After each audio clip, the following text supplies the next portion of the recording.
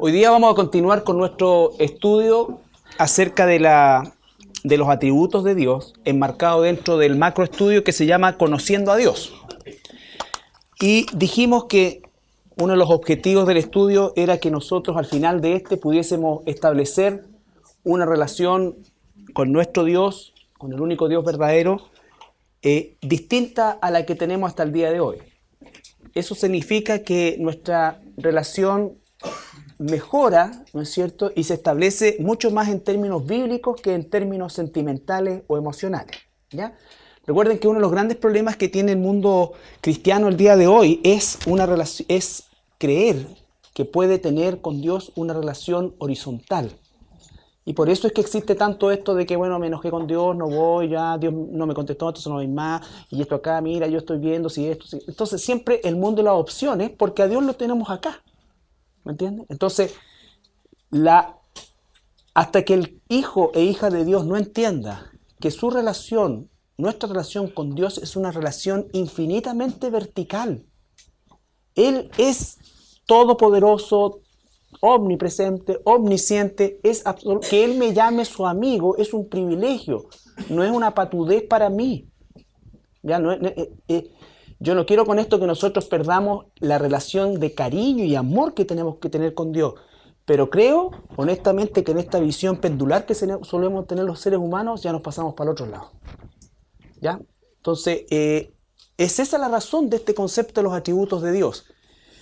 Ahora, hemos visto estos dos atributos, el Dios inmutable y la soberanía de Dios, porque son dos de los atributos insondables, vale decir, del cual nosotros no tenemos capacidad alguna para entenderlo completamente jamás. Es más, entendemos una pizca de la revelación que Dios nos hace.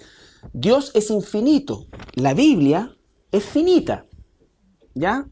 Dios no está encerrado en la Biblia, Dios está revelado en la Biblia en la medida justa, necesaria, precisa, concisa y maciza que cualquier persona que Dios haya llamado, ¿no es cierto?, sea convertida en su hijo o en su hija. ¿Ya? Entonces, son cosas que nosotros tenemos que entender, porque la Biblia nos va a revelar partes de los atributos de Dios, pero nosotros, en algunos casos, como en estos, por ejemplo, no vamos a tener la capacidad de ensamblar todo para que caiga dentro de mi visión intelectual o peor aún de mi posición emocional. Es que yo no creo que Dios, yo no puedo concebir que Dios, y expresiones como de ese tipo, ¿no es cierto?, son propias de esta horizontalización a la que hemos llegado producto de que ha habido un mal tratamiento de los atributos de Dios. ¿Ya? Y el tema de la soberanía es un tema gigante. Esto es, como dice el apóstol Pedro, vianda, es carne ya. No estamos hablando de argumentos primarios, sino que estamos hablando ya de doctrinas profundas que solamente pueden ser reveladas, confirmadas y afirmadas por el Espíritu Santo que mora en el verdadero Hijo e hija de Dios. ¿Ya? Cuando todos hablan de lo trivial, entre comillas, por favor, de lo trivial de Dios, del amor, del perdón, de todo eso, nosotros podemos tener una gran cantidad de personas que están de acuerdo y hasta parecen cristianas, pero cuando el Señor empieza a hablar las doctrinas profundas del Evangelio, ¿no es cierto?, y de la palabra de Dios, va a ocurrir lo que le ocurrió o lo que está descrito en Juan capítulo 6, ¿no es cierto?, en que gran cantidad, si no todos, dijeron, dura esta palabra, que la puede seguir, no nos gustó, en otras palabras, ¿no es cierto?, por lo tanto, no seguimos adelante, ¿ya? Entonces, eso es lo que produce la doctrina de la soberanía de Dios, entre otras cosas. Entonces, estamos hablando de este tema tan complejo, tan profundo, que es la soberanía de Dios, ¿ya? Y lo dije la semana pasada, esto que está aquí escrito no es una definición, nadie podría definir la soberanía de Dios, solamente es una escueta descripción de algunos de los aspectos que nosotros podemos llegar a ver en la revelación de la Escritura, ¿ya? Y dice que Dios tiene el derecho a gobernar el universo que se ha creado para su propia gloria, según su beneplácito, la ley del barro y el alfarero. Él no está sujeto a ninguna norma o ley fuera de su propia voluntad, no tiene obligación alguna de dar cuenta de lo que hace o no hace. Entonces la soberanía de Dios es gigantesca, ¿no es cierto?, es total, es absoluta. La soberanía de Dios no puede ser parcial. Y es ahí donde nosotros tenemos que ahora empezar, ¿no es cierto?, a tener un pensamiento ya no tanto de nosotros hacia Dios, sino que de Dios hacia nosotros. Tener un poquito más la mente de Cristo, ¿no es cierto? Porque ahí cuando nosotros solamente miramos o colocamos la vista en nuestra posición horizontal, van a surgir una serie de controversias que están en nuestra mente, no en la mente de Dios. No es la mente de Dios. Entonces nosotros decimos, bueno, si Dios es soberano sobre todo, ¿por qué permitió esto? Y entonces y empezamos a sacar esas conclusiones, ¿no es cierto? Que es lo que muchas veces la Biblia habla de las palabrerías, que en el fondo era el concepto de entrar a filosofar sobre la voluntad de Dios, porque estamos siempre cuestionando la voluntad de Dios como una filosofía más o un sistema de pensamiento más dentro de los muchos que hay. Entonces, el concepto de la soberanía de Dios mata todo eso. ¿Ya? Vimos la soberanía de Dios en la creación, vimos la soberanía de Dios sobre nosotros como seres humanos, por supuesto, como creación especial dentro de esa creación. Y hoy día vamos a seguir adelante y vamos a hacer una pasadita por la soberanía de Dios por los gobiernos. ¿Ya? Daniel capítulo 2, versículo 36 al 38. Dios es soberano sobre todas las cosas. Daniel capítulo 2, versículo 36-38. Este es el sueño, también la interpretación de él diremos en presencia del rey. Tú, oh rey, eres rey de reyes, porque el Dios del cielo te ha dado reino, poder, fuerza y majestad. Y donde quiera que habitan hijos de hombres, bestias del campo y aves del cielo, él los ha entregado en tu mano y te ha dado el dominio sobre todo. Tú eres aquella cabeza de oro. El profeta Daniel, el jovencito Daniel, está interpretando, ¿no es cierto?, el sueño que tuvo, ¿qué rey? Nabucodonosor, ¿no es cierto? Y parte de esa interpretación, ahí viene el pecho de bronce y una serie de otras cosas más que están descritas ahí, que todas son gobiernos que Dios está profetizando todo lo que va a suceder y los gobiernos que se van a dar. ¿Quién colocó a Nabucodonosor en el trono? Dios. ¿Era Nabucodonosor la mejor opción para el trono? ¿A nuestros ojos?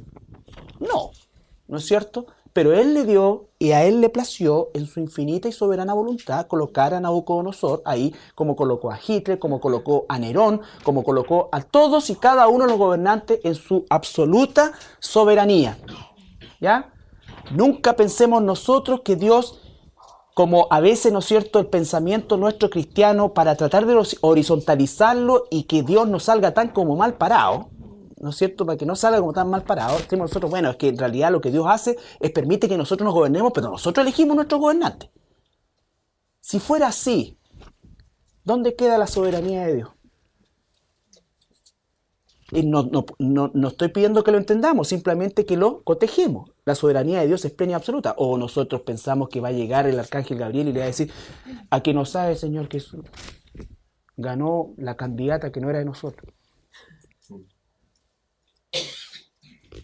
Él va a colocar a quien esté ahí, Él tiene dominio, poder, potestad sobre todo. Y lo que fuerza la palabra cuando dice que no hay autoridad que no haya sido puesta por Dios. Exactamente, que está en Romanos 13. Veamos Daniel 4:17, ahí que estamos en Daniel también. Por eso es que el involucramiento en la política de los hijos de Dios, en la política partidista, es pecado, desde el punto de vista de que yo, tú, nosotros como hijos de Dios, no estamos llamados a dar el apoyo a ningún programa de gobierno, aunque este sea menos malo que el otro. ¿Ya? Porque las soluciones de Dios y el plan de Dios jamás se va a ejecutar a través de los medios humanos. Nunca, jamás, aunque tengamos presidente cristiano, senado cristiano, alcalde cristiano, todo, Dios no ha escogido esa manera. Lo que nos ha mandado a nosotros, como lo vamos a leer en Romanos, es a respetar la autoridad. Daniel 4:17. La sentencia es por decreto de los vigilantes y por dicho de los santos la resolución, para que conozcan los vivientes que el Altísimo gobierna el reino de los hombres y que a quien Él quiere lo da y constituye sobre él al más bajo de los hombres. A quien quiere lo da. Entonces, yo les pido que nosotros escuchemos lo que dice la Biblia, no nuestra formación religiosa, la que haya sido, porque hay mucha formación religiosa también en el mundo evangélico. Y les pido especialmente esto para cuando analicemos el siguiente punto, después de Romanos 13, 1, 2. Sométase toda persona a las autoridades superiores, porque no hay autoridad sino de parte de Dios, y las que hay por Dios han sido establecidas, de modo que quien se opone a la autoridad, a lo establecido por Dios resiste, y los que resisten acarrean condenación para sí mismos. ¿Podría entonces yo como cristiano ser parte de la oposición? ¿O del gobierno? No. Tú, yo, estamos llamados a ser ciudadanos respetuosos de las leyes, ¿no es cierto? Hay que entender que no existe, no va a existir, ni existirá jamás el cristianismo como un ente de cambios en el concepto de cambio sociopolítico.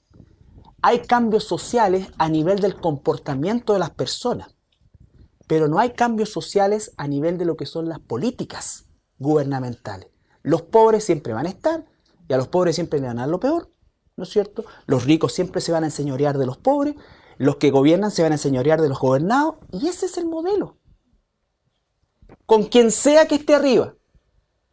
Por lo tanto, cuando aparece el mundo evangélico dando su apoyo a una candidata determinada, acérrimo y con un montón de cosas, lo que están diciendo, no confiamos en Dios, confiamos en que esa persona va a sacar adelante las cosas que nosotros necesitamos para operar como hijos e hijas de Dios. ¿Ya? Entonces, vuelvo a insistir, el concepto de política, tú tienes un derecho ciudadano, puedes ejercerlo con toda propiedad, por eso es que no es el púlpito el lugar para incitar a las personas a una u otra candidata o un otro candidato, jamás. ¿Por qué? Si tú quieres establecer y hacer uso de ese derecho que Dios también permite que tengamos, ¿no es cierto? Es tu responsabilidad ver qué es lo que ofrece uno, qué es lo que ofrece otro, y eso es tuyo, propio, y te digo que la que elija va a haber igual aborto, va a haber igual matrimonio homosexual, va a haber todo. No hay posibilidad de solución. Esto ya está determinado. ¿Ya? Tampoco estoy diciendo voten nulo. No, simplemente lo que estoy diciendo es que al César lo que es del César y a Dios lo que es de Dios. Porque salga respetando. Exactamente. Así como respetaron a Nerón, como Pablo pidió oración por los gobernantes y estaba Nerón en ese momento, entonces estamos nosotros ajenos del partidismo. ¿Ya? Eso no significa que nosotros no tenemos una sensibilidad social. La iglesia tiene una sensibilidad social, pero no piensa que va a cambiar las cosas. ¿Ya? No se van a cambiar las cosas. Es más, van a empeorar. ¿El cristiano puede tener una opinión, por ejemplo? Claro que sí. O sea, aparte de una opinión, si llegara a tener la posibilidad de dar un consejo, por ejemplo. Porque ¿En qué sentido? nosotros sabemos que todo va a llegar a mal, pero si se puede evitar. ¿Como qué consejo, por ejemplo? Mira que es un Por ejemplo, una persona que esté en algún partido político, tenga pantalla y tenga la opción de dar un consejo, alguna opinión personal. Sí. O sea, nosotros pudiéramos influir y debiéramos influir sobre los políticos, ¿me entiendes? Lo que estoy diciendo, y qué bueno que me hace ese acercamiento, porque obviamente en el Congreso hay hermanos nuestros, hermanas nuestras, ¿no es cierto? Y el rol principal de ellos, si es que han elegido o Dios los ha puesto ahí, ¿no es cierto?, es influir. ¿Qué es lo que hace la iglesia? La iglesia no evita la pudrición. La iglesia es como la sal, ¿no es cierto? Retarda el proceso de pudrición en todos los estamentos. Por eso es que yo no puedo ser parte del movimiento de pudrición creyendo que yo voy a ser parte de un cambio social en nuestro país. Como es lo que he escuchado a connotados líderes evangélicos, ¿no es cierto?, que dicen que efectivamente a través de tal candidata nosotros vamos a tener un efectivo cambio social en las bases de equidad de nuestro país. ¿Cómo le puedo pedir equidad yo al gobierno humano? O creer ilusamente que va a haber un concepto de equidad. ¿Ya? Bien. Ahora, vamos a entrar en un área más escabrosa y que cualquier dificultad que tú tengas con esta doctrina, créeme que yo también la tengo, ¿no es cierto? Pero por eso es que les he pedido que se desarraiguen de cualquier concepto cultural donde no con base bíblica, sino que principalmente con el deseo siempre de que Dios no salga tan mal parado, o sea, como que no se vea como un tirano, ¿no es cierto?, entre nosotros mismos. Se trata como de maquillarnos, si en el fondo lo que pasa es que Dios sabía que yo me iba a convertir, o sea, y Él por eso colocó delante de mí, bla, bla, bla, y todas estas cosas que nosotros muchas veces solemos decir como para dar una visión menos árida del tema, o dura el tema, es que hacemos esto.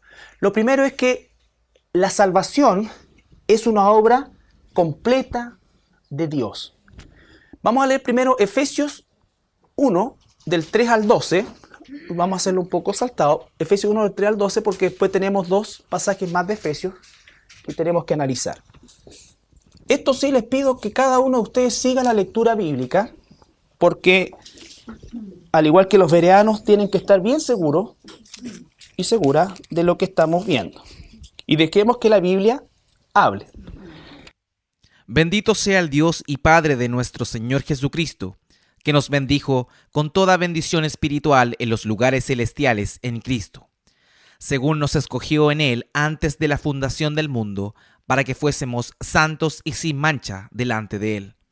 En amor, habiéndonos predestinado para ser adoptados hijos suyos por medio de Jesucristo, según el puro afecto de su voluntad, para alabanza de la gloria de su gracia, en la cual nos hizo aceptos en el amado, en quien tenemos redención por su sangre, el perdón de pecados, según las riquezas de su gracia, que hizo sobreabundar para con nosotros en toda sabiduría e inteligencia, dándonos a conocer el misterio de su voluntad según su beneplácito, el cual se había propuesto en sí mismo, de reunir todas las cosas en Cristo en la dispensación del cumplimiento de los tiempos, así las que están en los cielos como las que están en la tierra.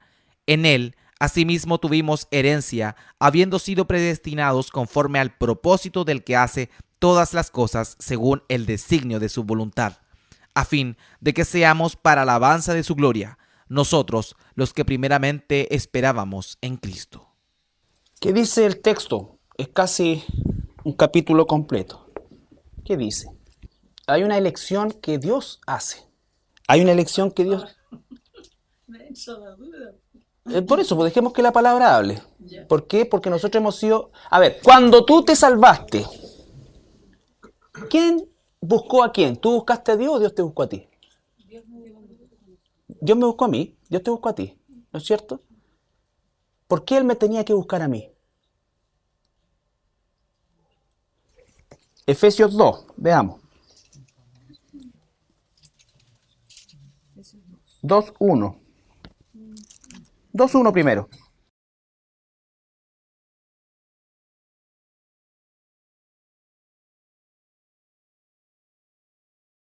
Pausa. ¿Qué pasó? Él nos dio la vida. Estábamos muertos por pecado. Supongamos que yo estoy en un cementerio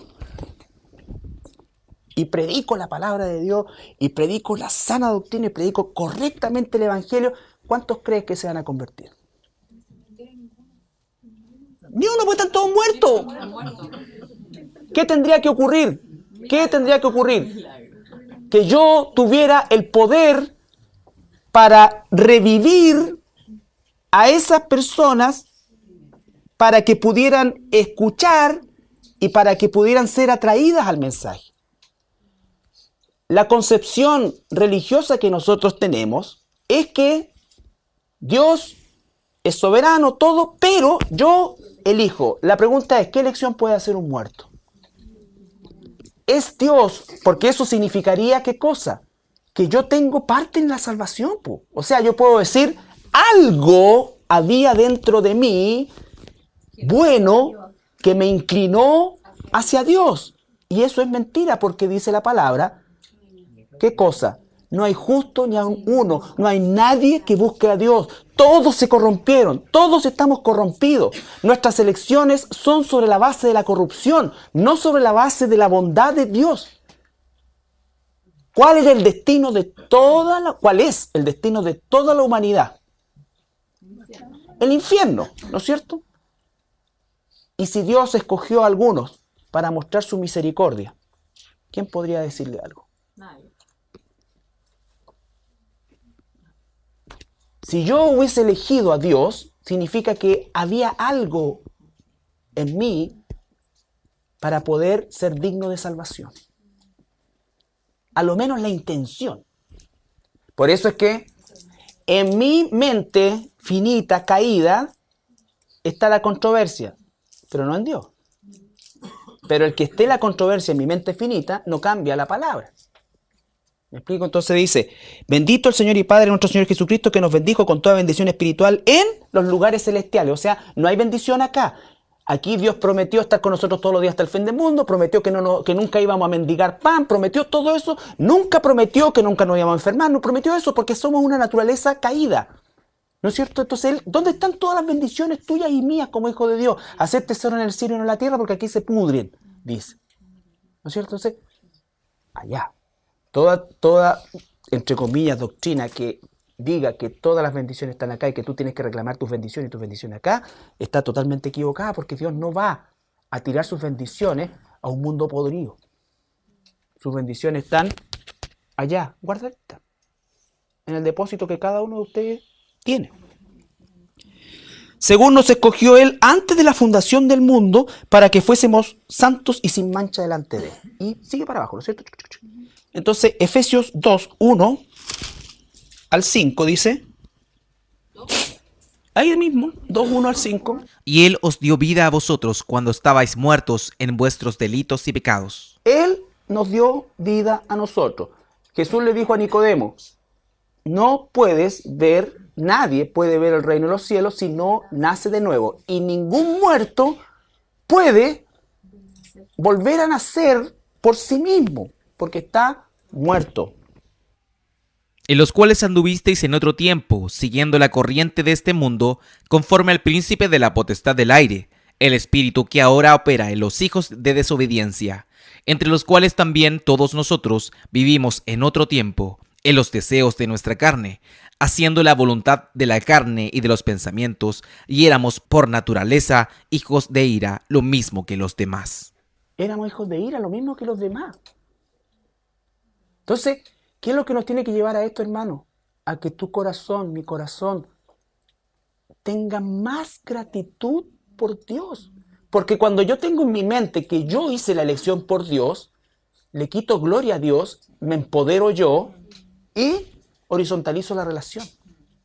Entonces, por eso es que es tan maravillosa la gracia de Dios, con mayor razón, la gracia de Dios, inescrutable, irresistible, bendita gracia, que es la que Él derramó sin merecerlo en cada uno de nosotros. Pero Dios, que es rico en misericordia, por su gran amor con que nos amó, aun estando nosotros muertos en pecados, nos dio vida juntamente con Cristo. Por gracia sois salvos. Por lo tanto, el amor de Dios, ¿hacia quiénes está? ¿Hacia todos? ¿A los que Él escogió? Cuando dice de tal manera amó Dios al mundo, no, pues y si los amó a todos, ¿por qué no los salvó a todos? Cuando Jesús estaba hablando su oración sacerdotal en Juan 17, dice, los que me diste,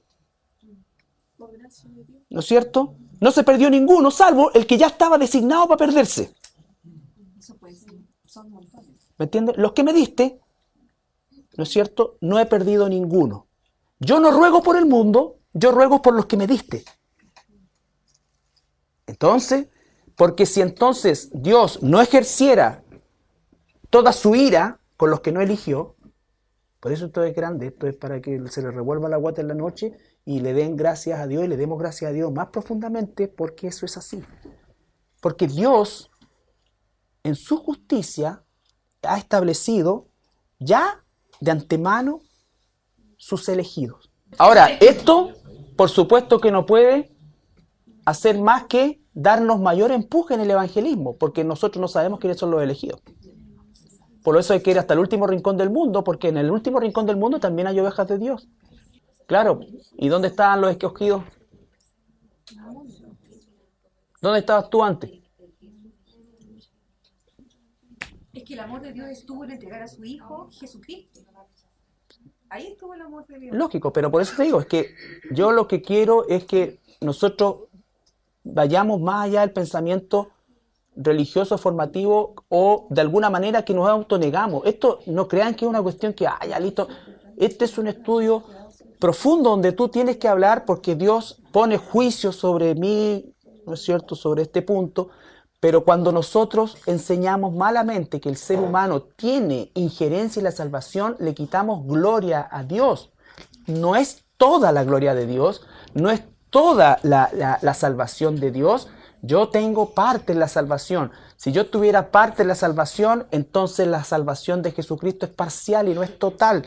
Es imperfecta, no es perfecta. ¿Ya? ¿Qué dijo el Señor Jesucristo? Mis ovejas oyen mi voz. Lo que pasa es que tú no sabías que eras oveja de Dios hasta que escuchaste la voz de Dios. ¿Por qué le dijo Jesús a los fariseos? ¿Se recuerdan a los fariseos? Le dice, ustedes no me obedecen porque no son mis ovejas. No dice, no son mis ovejas porque no me obedecen. Dice, no me obedecen porque no son mis ovejas. O sea, nunca me van a obedecer porque no son mis ovejas. Ellos tuvieron al mismo Señor Jesús predicándole y no se convirtieron. ¿Por qué? Porque no eran sus ovejas. Vamos a Efesios 2, 8 al 10. Porque por gracia sois salvos por medio de la fe, y esto no de vosotros, pues es don de Dios, no por obras para que nadie se gloríe. Porque somos hechura suya, creados en Cristo Jesús para buenas obras, las cuales Dios preparó de antemano para que anduviésemos en ellas. Uno pensará que Dios, a medida que va, es como nosotros que en el camino se arregla la carga. No, Él tiene todo trazado, todo perfectamente diseñado. No lo logramos entender, por supuesto que no, ni pretendemos siquiera entenderlo. Pero ¿qué es lo que tenemos que hacer nosotros? Por la gracia de Dios, dijo el apóstol Pablo, soy lo que soy y su gracia no ha sido en vano, que su gracia no sea en vano en tu vida. No sabemos cuántas son ni quiénes son las ovejas de Dios, pero en toda parte del mundo, aún en las iglesias apóstatas, hay ovejas de Dios que están ahí. Por eso es que tiene que ser la predicación del Evangelio tan clara, precisa y la correcta. Porque si no, se van a llenar de personas que van a llegar un día a la presencia del Señor y le van a decir, no van a llegar ateos, satanistas, no. Está hablando de personas que van a decir, en tu nombre hicimos, dijimos, buscamos, y Él les va a decir, apártense de mí, nunca los conocí, hacedores de maldad. Entonces, eso es el punto de la gracia soberana de Dios. De la gracia soberana de Dios. Él dice que por gracia somos salvos por medio de la fe. Y esto, la salvación por medio de la fe, incluida la fe, tampoco tú tenías fe, yo no tenía fe. Él inclinó mi corazón soberanamente a Él. Yo no tenía fe. Cada partícula de mi cuerpo odiaba a Dios. Era aborrecible y aborrecido. Hijo de ira. Enemigo de Dios. Y Él, en su infinita misericordia, en la eternidad de la eternidad, antes que hiciera todo de manera inentendible, Él dijo, voy a inclinar el corazón de este y el de este no. Por eso, ¿qué es lo que dice la palabra respecto a la salvación? Si tú escuchaste la voz de Dios, Dios ya había dispuesto inclinar tu corazón a Él, y tú fuiste atraído por la palabra de Dios, ¿no es cierto? ¿Por qué yo sé que soy escogido de Dios? ¿Por qué? Primero porque reconozco que no lo merezco, porque reconozco que no soy mejor que mi vecino, ni que nadie, a lo mejor hasta ese humanamente es mejor persona que yo. ¿Por qué? Porque mi corazón ha sido transformado, mi mente, mi pensamiento. Amo la palabra de Dios, tú amas la palabra de Dios, amas la obra de Dios, amas eso. Dios hace algo sobrenatural, algo sobrenatural. Y el fruto del Espíritu es amor, paz, paciencia, gozo. Eso es la evidencia. Porque, dime. Como nosotros tenemos, por ejemplo, por lo general nosotros tenemos a nuestras familias en oración, ¿cierto? Para que conozcan la palabra, para que lleguen. ¿Eso es carnal? No, porque es un deber, porque el Señor te dijo, ora sin cesar. Ya vamos a llegar a eso. Pero si ya están... No, el Señor nos ha mandado, Él dijo, ir por todo el mundo y hacer discípulos. ¿Qué tengo que hacer yo? Ir por todo el mundo y hacer discípulos. ¿Qué tengo que hacer yo? ¿Qué dice el Señor? Nosotros nos vamos a presentar un día y la única razón por la cual no nos vamos a avergonzar, dice, que si hemos sido obreros fieles, que hemos usado bien la palabra de justicia. Si hemos dicho el Evangelio como corresponde, en la forma que corresponde y con todo lo que corresponde, ¿no es cierto? Entonces, por supuesto que los resultados son de Dios. Es como la parábola del sembrador. La parábola del sembrador no tiene nada que ver con el sembrador, tiene que ver con los terrenos. Y los terrenos, soberanamente Dios ha establecido que uno dé fruto, otro no dé fruto, otro se muera por acá. Esto, hermano, vuelvo a insistir, es una situación que nos tiene que llevar a un plano mayor de conocimiento de Dios. Tú, quien sea, si Dios no hubiese inclinado mi corazón y mi mente, y Él me hubiese atraído, por eso la palabra es arrastrar, Él me arrastró. Yo nunca, tú nunca, aun cuando hubiésemos sido buenas personas, lo que fuera, pero estábamos muertos en delitos y pecados, y como muertos en delitos y pecados no tenemos ninguna posibilidad de tener un acercamiento a lo espiritual. Por eso es que el libre albedrío, que de tanto se habla, el único ser humano que tuvo verdaderamente el libre albedrío se llamó Adán, porque él sabía lo que era bueno a los ojos de Dios y lo que es malo a los ojos de Dios. Hoy día nosotros como cristianos tenemos el libre albedrío. El que está muerto tiene que elegir ¿qué cosa? En todo lo que la muerte entonces va a elegir casarse, va a elegir eso, pero nada de eso es la voluntad de Dios. ¿Me entiendes? Solo tú y yo ahora como cristianos podemos elegir ¿qué cosa? Obedecer o desobedecer, porque por primera vez en toda la historia de nuestra vida sabemos la diferencia entre el bien y el mal. ¿Ya? Segunda de Tesalonicenses 2.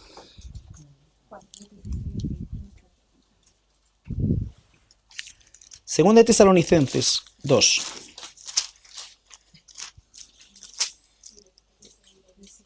Esta doctrina está a lo largo de toda la Escritura. De toda la Escritura. Vemos la soberanía de Dios obrando, pero en plenitud en el Antiguo Testamento. Él dice, a este escogí, a este no escogí. Segunda de Tesalonicenses, capítulo 2. Pero nosotros debemos dar siempre gracias a Dios respecto a vosotros, hermanos amados por el Señor, de que Dios os haya escogido desde el principio para salvación, mediante la santificación por el Espíritu y la fe en la verdad, a lo cual os llamó mediante nuestro Evangelio, para alcanzar la gloria de nuestro Señor Jesucristo. Por eso es que la fe viene por oír, nunca por ver. El Evangelio es el que nos cambia. No son las señales, los prodigios los que cambian a una persona, los que realmente producen el toque de Dios. Es el Evangelio. Romanos 9. Este sí que es fuerte. El Lucas 13:24. Esforzados a entrar por la puerta angosta, porque os digo que muchos procurarán entrar y no podrán. ¿Qué explicación puedo dar frente a eso? ¿Cuál explicación puede tener? Esforzados, está... Cualquiera que lo lea me va a decir, pero eso es algo que yo tengo que hacer. Dios coloca en nosotros el querer y el hacer por su soberana voluntad.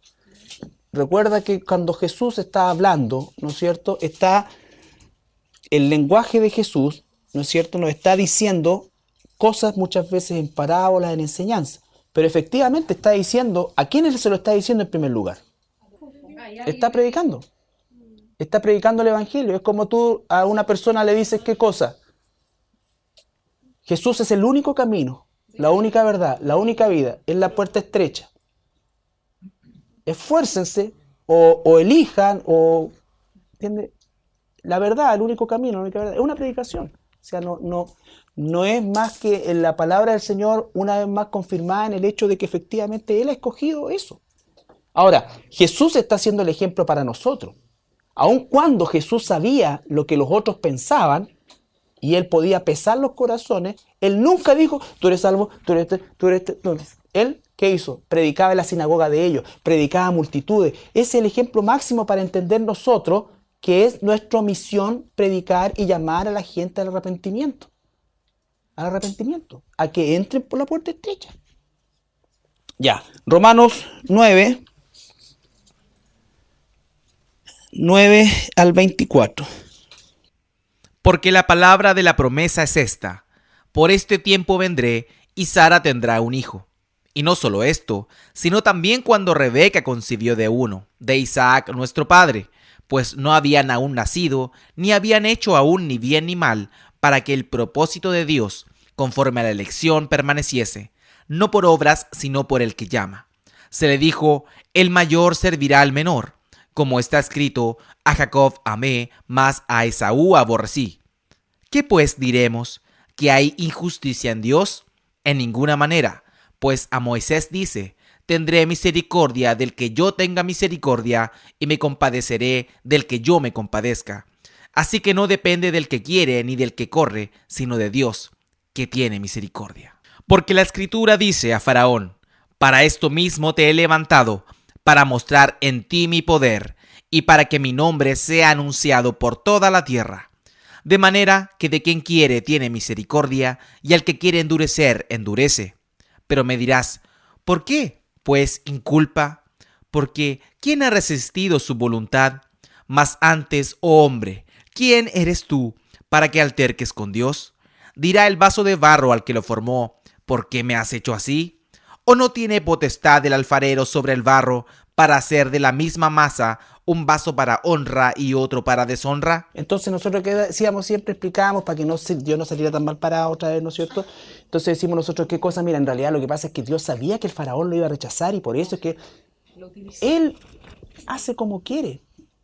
Él hace como quiere. Imagínate, dos seres humanos, sin siquiera haber nacido, Él dice que amó a uno y aborreció al otro. Aborreció al otro. ¿Es Dios injusto? Bienvenido a la verdadera relación con Dios. Por eso esta horizontalización es tan mala, porque es a la que estamos acostumbrados nosotros. Entonces Dios es mi compadre, ya, entonces yo por eso, si quiero le obedezco, si tengo tiempo le obedezco, si tengo esto, mira, en realidad pero es que yo quiero esto primero, yo esto, mira, primero voy a desarrollar mi vida, primero esto, primero yo. Y ahí pesamos más grande la gracia de Dios. Cuando dice que por su bondad no hemos sido consumidos, se está refiriendo a nosotros. ¿Ya? Porque Él prometió salvarnos y prometió amarnos. Entonces, esto es para que nosotros tomemos en serio nuestra relación con Dios. Porque si no, va a seguir siendo el invitado pobre a la fiesta. Sigue, por favor. ¿Y qué si Dios, queriendo mostrar su ira y hacer notorio su poder, soportó con mucha paciencia los vasos de ira preparados para destrucción, y para hacer notorias las riquezas de su gloria, las mostró para con los vasos de misericordia, que Él preparó de antemano para gloria? A los cuales también ha llamado, esto es, a nosotros, no solo de los judíos, sino también de los gentiles. Que Él preparó unos para honra y otros para destrucción, ¿cierto? Y dice, mientras Él recoge a todos los que Él soberanamente eligió para honra, tiene que mamarse a los que eligió también para destrucción. ¿Ah? Entonces,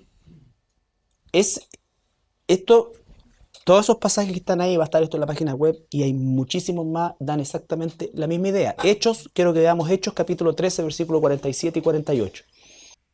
Porque así nos ha mandado el Señor diciendo: te he puesto para luz de los gentiles, a fin de que seas para salvación hasta lo último de la tierra. Pausa. Él ahora a ti y a mí nos está mandando a hacer luz a los gentiles. Tú y yo tenemos un privilegio y una responsabilidad infinita. Nosotros nos convertimos a las personas. La orden es ser luz en medio de la gente. La pregunta es, ¿estás tú haciendo tu parte? ¿Estás haciendo luz en medio de la gente? La gente puede ver realmente una diferencia en tu vida. Los gentiles, oyendo esto, se regocijaban y glorificaban la palabra del Señor, y creyeron todos los que estaban ordenados para vida eterna. Y creyeron todos los que ya estaban ordenados para vida eterna. Los que no, no. Pero ¿cuál fue la misión y de qué nos hace? Ahora, Dios nos necesita, por supuesto que no. En su infinita gracia y misericordia nos hace partícipes de la cosecha. De la cosecha. Esa es la labor, por eso es que esa es la función más importante que tú tienes en tu vida. No es realizar tus sueños, ni ay, esto y que. No. La misión más importante que tú y yo tenemos en nuestra vida es el lugar donde Dios nos ha puesto. Ser luz de tal manera que las ovejas de Dios que hayan ahí se regocijen y sean atraídas al Evangelio de nuestro Señor Jesucristo. ¿Ya? Pero si tú vives como un pagano, a otros irán a escuchar esas ovejas y tú vas a perder ese privilegio y Dios te va a juzgar también por eso. Ya. Romanos 8, 28 al 33. Y sabemos que a los que aman a Dios, todas las cosas les ayudan a bien. Esto es, a los que conforme a su propósito son llamados. Pausa. Esto es para nosotros, es para los hijos de Dios solamente. Sabemos que los que aman a Dios, pero yo amo a Dios no porque naturalmente amaba a Dios. Él me amó primero, inclinó mi corazón a Él y ahora yo amo a Jesús porque Él me amó primero.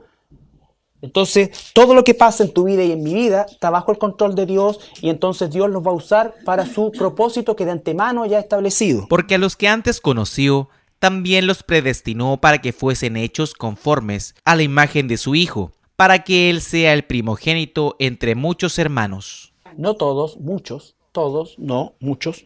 Y a los que predestinó, a estos también llamó. Pausa. A los que predestinó, a estos también llamó. ¿Por medio de qué? Del Evangelio, del brillo del Evangelio que tú recibiste.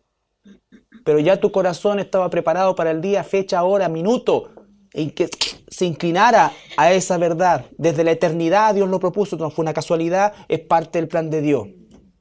¿Ya? Dios no está así, uy, qué bueno que se convirtió. ¿Cuántos se convirtieron en el evangelístico?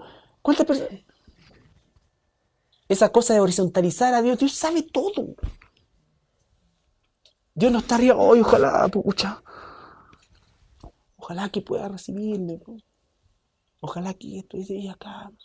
Esa cosa de nosotros, Dios sabe. Por eso es que no tengas temor de predicar la verdad de Dios. No tengas temor de hablar del infierno. No tengas temor de eso, porque la obra es de Dios. El que es oveja de Dios va a darse cuenta y va a ser. Y según la proporción que nos muestra toda la Escritura, siempre es casi 1 a 10. Como los leprosos. 9 se van, 1 vuelve. Mucha gente, unos pocos se quedan. Y estamos hablando que predica Jesús. Y a los que llamó, a estos también justificó. Y a los que justificó, a estos también glorificó. ¿Qué pues diremos a esto? Si Dios es por nosotros, ¿quién contra nosotros? Pausa. ¿Podemos entender mejor ahora ese nosotros? Porque nosotros se lo aplicamos a todo el mundo. Ese nosotros está bien acotado. A los que eligió, a los que predestinó, a los que limpió, a los que santificó, a los que glorificó, ¿no es cierto? Esos no son esos nosotros. Esos nosotros. El que no escatimó ni a su propio Hijo, sino que lo entregó por todos nosotros, ¿cómo no nos dará también con Él todas las cosas? ¿Quién acusará a los escogidos de Dios? Dios es el que justifica. ¿Te das cuenta? Entonces, ¿qué significa eso? Que tú y yo tenemos que andar hoy día con un gozo totalmente distinto. Esa cara de vinagreta te la tienes que sacar, ¿no es cierto? Porque Dios te eligió no teniendo ningún mérito.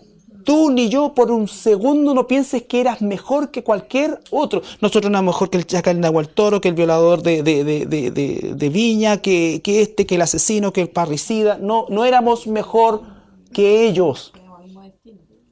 Y el destino exactamente era el mismo.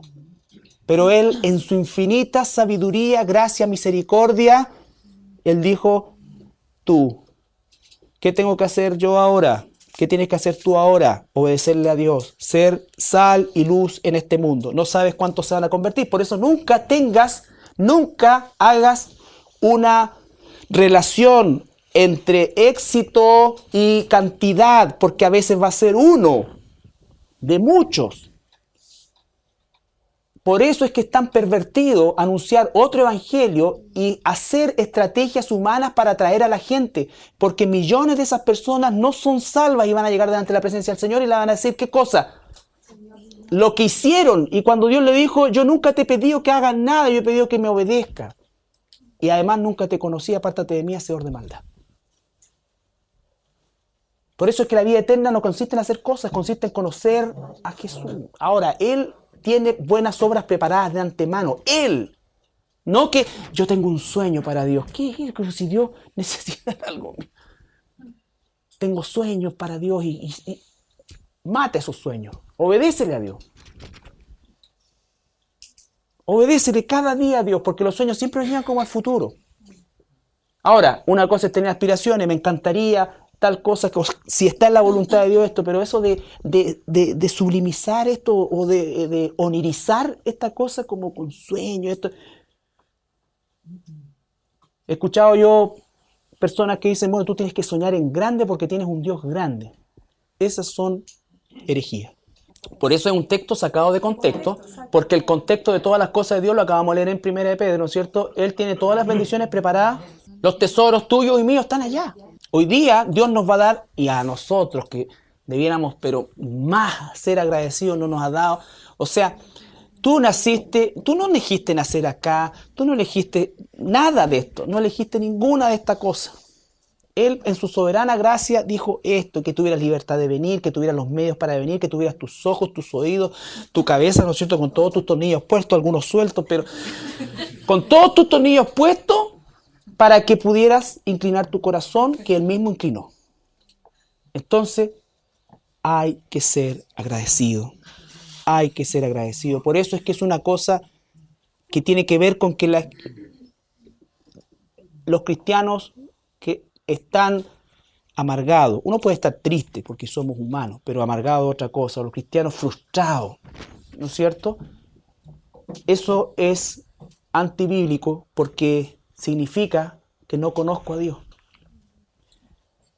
Por eso cuando uno le dice, pero ¿cómo? Si lo más grande que tiene sí, soy salvo, pero puta, no me ha salido ninguna cuestión. Sí, en realidad soy salvo, pero pucha, todavía no encuentro pega. Sí, soy salvo, pero todavía no me caso. Sí, en realidad, sí, bueno, yo recibo al Señor, soy salvo, pero me ha ido re malo.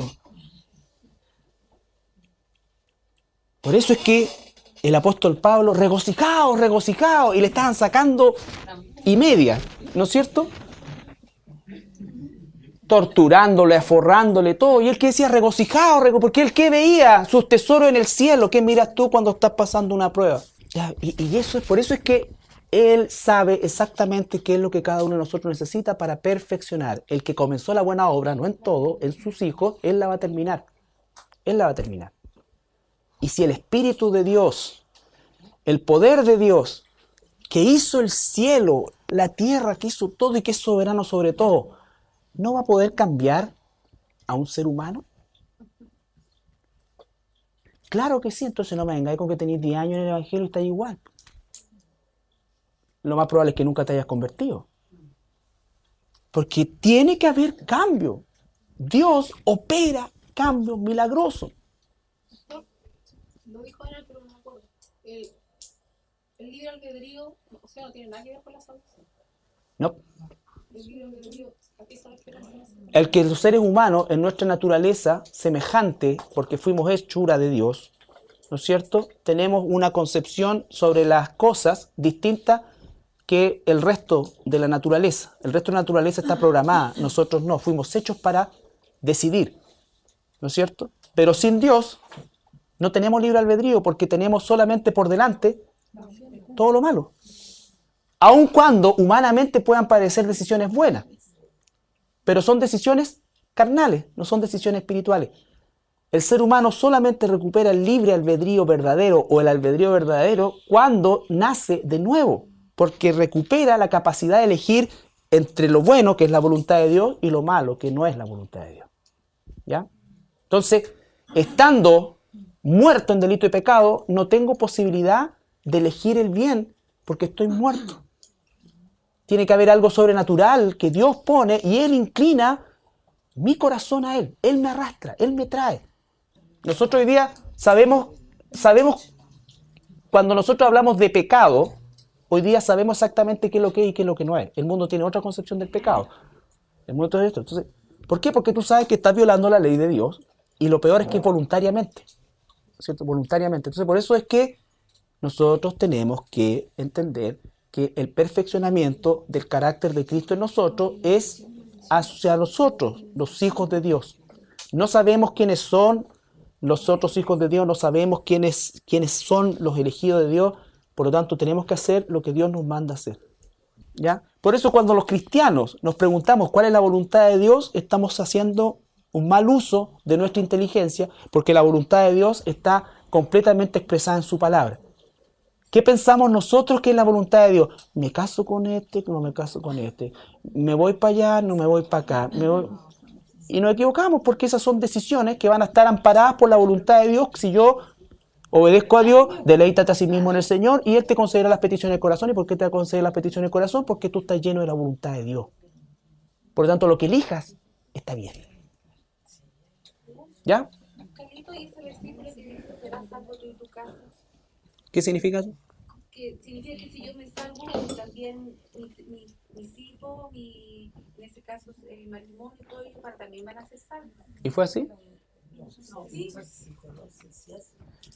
Sí. ¿Qué es la promesa?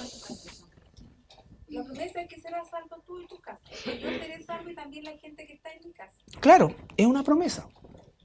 Es una promesa. Yo tengo que creer, Pero no dice todos los de tu casa. Porque son cristianos. No, no todos los de tu casa. Dice que tú, o sea, no tienes tus primos, tu abuelo, tu papá, no sé. Pero hay una promesa dada y es una promesa que creo que ningún cristiano no ha recibido. Alguno de los que está acá, que comenzó como único cristiano en su casa, ¿ha visto convertirse a su papá, a su mamá, a su esposo, a su tía, a su prima, a su hijo, a su hija? Claro que sí. Entonces, pero no todo. No.